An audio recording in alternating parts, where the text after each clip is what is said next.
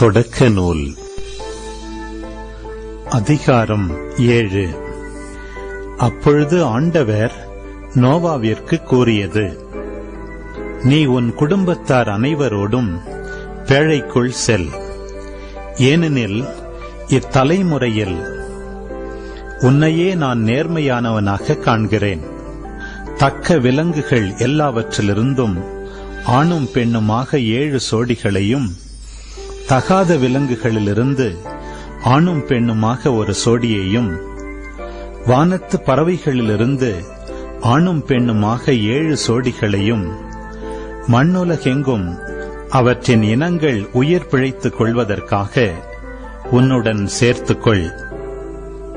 ஏனெனில் இன்னும் 7 நாள்களில் மண்ணுலகின் மேல் 40 பகலும் 40 இரவும் நான் மழை பெய்விக்கப் போகிறேன்.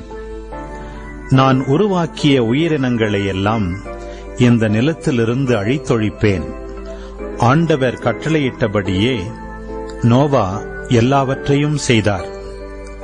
மண்ணுலகில் வெள்ளப்பெருக்கு ஏற்பட்டபோது நோவாவிற்கு வயது 600. வெள்ளப்பெருக்கிலிருந்து தப்புவதற்காக நோவா தம் புதல்வர், மனைவி, புதல்வரின் மனைவியர் ஆகியோருடன் பேழைக்குள் சென்றார். தக்க விலங்குகள், தகாத விலங்குகள், பறவைகள், நிலத்தில் ஊர்வன அனைத்தும் சோடி சோடியாக ஆணும் பெண்ணுமாக நோவாவுடன் கடவுள் அவருக்கு கட்டளையிட்டபடி பேழைக்குள் சென்றன. 7 நாள்களுக்கு பின் மண்ணுலகில் வெள்ளப்பெருக்கு ஏற்பட்டது. நோவாவின் வாழ்க்கையின் 600ஆம் ஆண்டின் 2ஆம் மாதத்தில் 17ஆம் நாளன்று பேராழத்தின் ஊற்றுகள் எல்லாம் பீரிட்டெழுந்தன. வானங்களின் மதகுகள் திறக்கப்பட்டன. 40 பகலும் 40 இரவும் மண்ணுலகில் பெருமழை பெய்தது.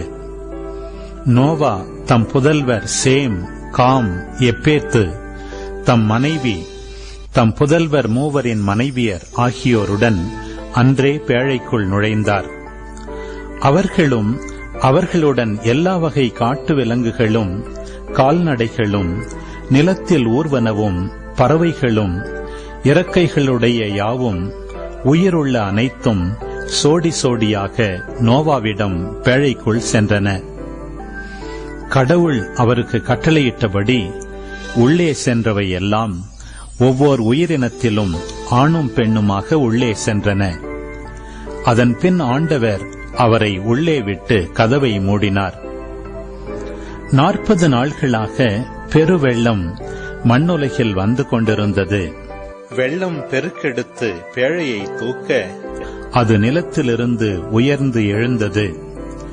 மண்ணுலகின் மேல் வெள்ளம் பாய்ந்து மிகுதியாக பெருக்கெடுக்க பேழை நீரின் மேல் மிதந்தது. மண்ணுலகில் வெள்ளம் பாய்ந்து பெருக பெருக வானத்தின் கீழ் எங்கும் இருந்த உயர்ந்த மலைகள் எல்லாம் நீரில் மூழ்கின. மூழ்கிய மலைகளுக்கு மேல் நீர்மட்டம் 15 முழம் உயர்ந்திருந்தது. நிலத்தில் ஊர்வன, பறவைகள், கால்நடைகள், காட்டு விலங்குகள், நிலத்தில் தவழ்வன, மனிதர் அனைவர் ஆகிய சதையுள்ள உயிரினங்கள் அனைத்தும் மாண்டன. தரையில் வாழ்ந்தவற்றில் நாசியால் மூச்சுவிடும் அனைத்தும் செத்துப்போயின. மனிதர் முதல் விலங்குகள், ஊர்வன, வானத்து பறவைகள் ஈராக மண்ணில் உயிர் வாழ்ந்த அனைத்தும் அழிந்தன. அவை மண்ணுலகில் இராதபடி ஒழிக்கப்பட்டன. நோவாவும் அவருடன் பேழையில் இருந்தவர்களுமே எஞ்சியிருந்தனர். 150 நாள்களாக மண்ணுலகில் வெள்ளம் பாய்ந்து பெருகிற்று.